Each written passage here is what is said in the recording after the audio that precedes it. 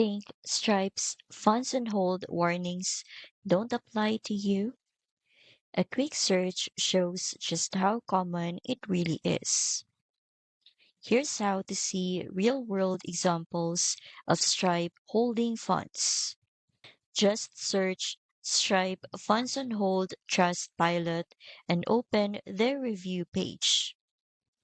When you filter for recent or one-star reviews, you will see dozens of creators describing the same issue.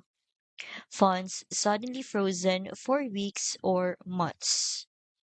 It is a quick way to confirm that this is not rare, and it could happen to anyone relying only on Stripe. That's why Easy Pay Direct is different. They underwrite your account upfront and pair you with a bank that already supports your business model.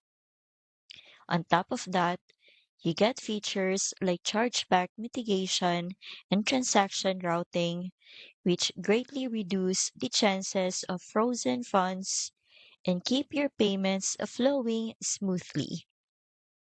I've linked Easy Pay Direct in the description so you can see how it protects your revenue. If you're ready for a merchant account that keeps your money moving instead of locked up, Easy Pay Direct makes it simple. Just fill out the quick sign up form.